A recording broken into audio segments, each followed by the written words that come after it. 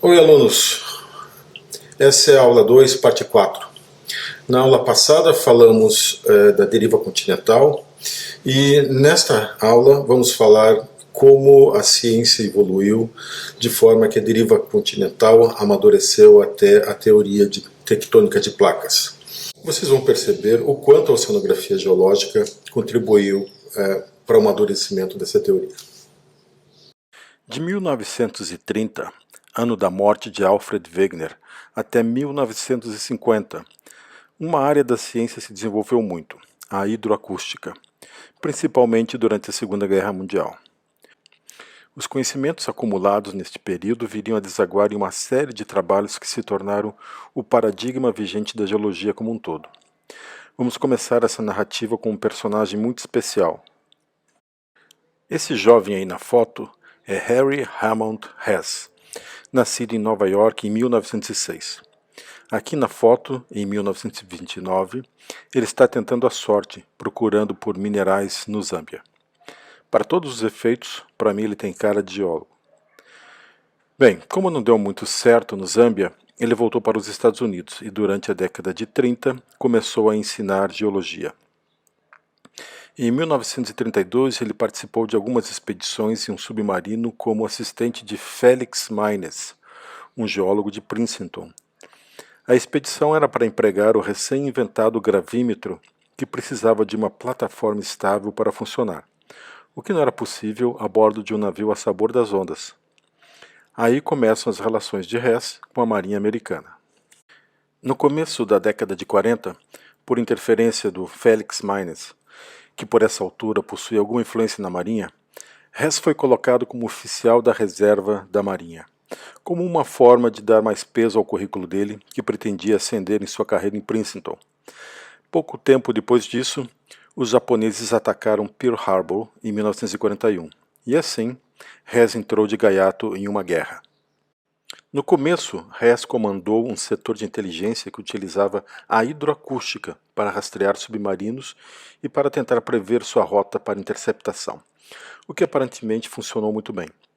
Mas por volta de 1943, ele assumiu o comando de um navio de transporte, o USS Cape Johnson, mas que tinha um equipamento muito especial, um sonar, do mais moderno que existia na época. Hess era um capitão fora do padrão. Ele manteve o sonar dentro da água e funcionando sempre que estava navegando. Isso deixava a tripulação nervosa, porque o ecossonda denunciava a posição do navio o tempo todo. Hess e seu navio participaram de algumas batalhas importantes, como a de Iwo Jima, por exemplo. Um desses navios pode ser o dele.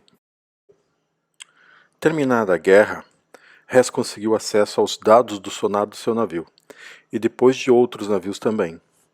O que saiu daí acho que nem o próprio Hess esperava. Aqui, nos registros do seu navio, ele descobriu esse tipo de montanha com o topo aplanado, e ele deu o nome de Guyotes em homenagem a outro geólogo. Hess descreveu essa formação como sendo um vulcão extinto e aplanado pela erosão de ondas. Posteriormente, em 1960, Hess identificou a presença de um vale bem no meio de toda a dorsal mesoceânica, a que deu o nome de Rift Valley.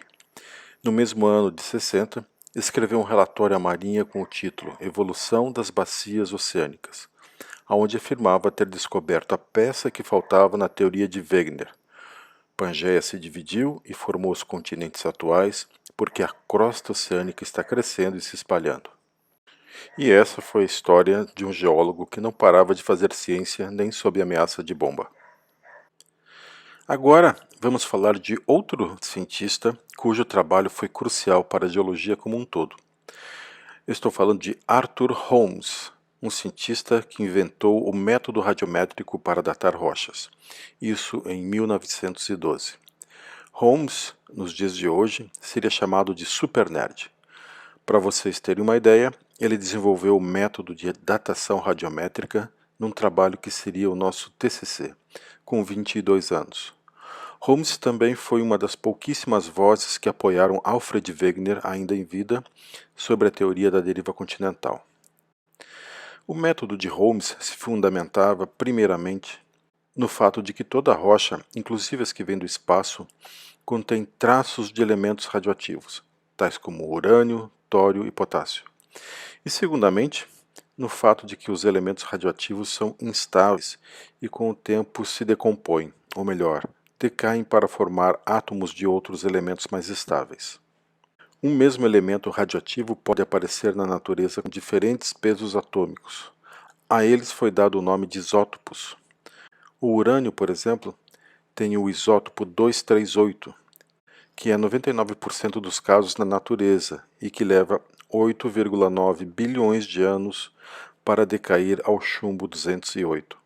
E o isótopo 235, que leva só 1,4 bilhões de anos. Aí entra o conceito de meia-vida. Uma amostra que contenha 50% do urânio 235 e 50% do chumbo na forma 208 significa que está na sua meia-vida e que aquela rocha tem 710 milhões de anos. Atualmente, com o refinamento tecnológico desenvolvido ao longo de um século, já é possível determinar a idade de uma rocha com um erro entre 2 e 3%.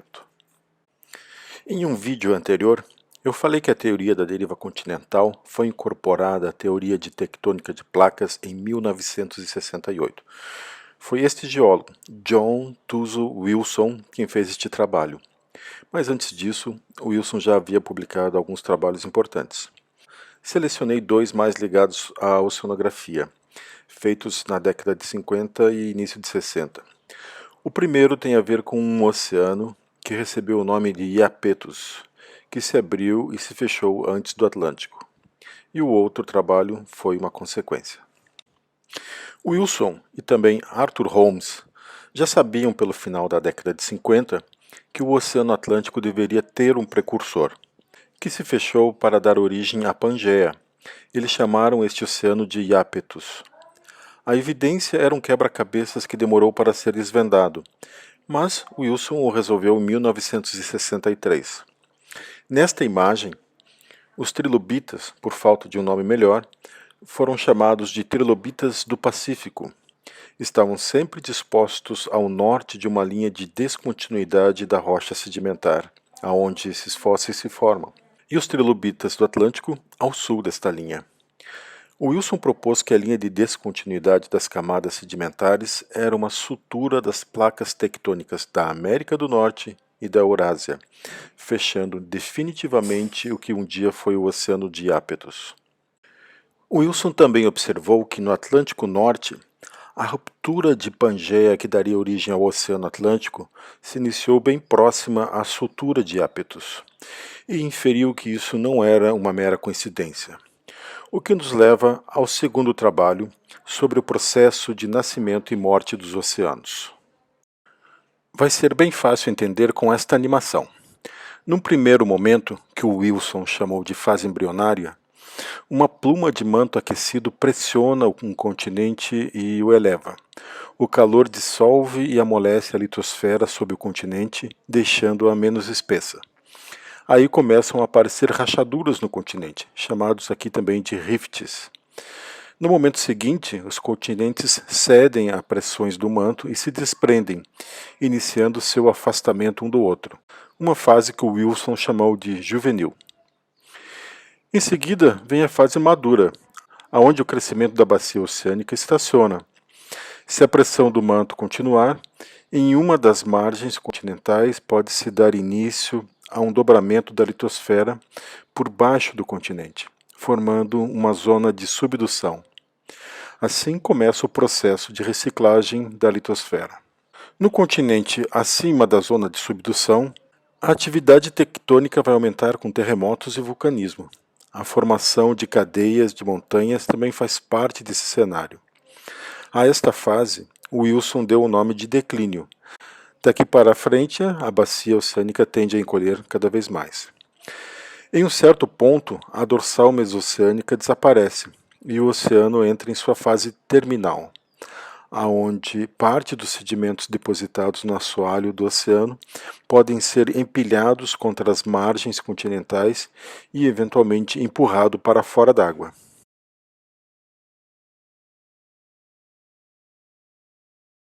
Por fim, segue a fase de sutura, com a formação de cadeias de montanhas, onde podem estar incluídos sedimentos marinhos.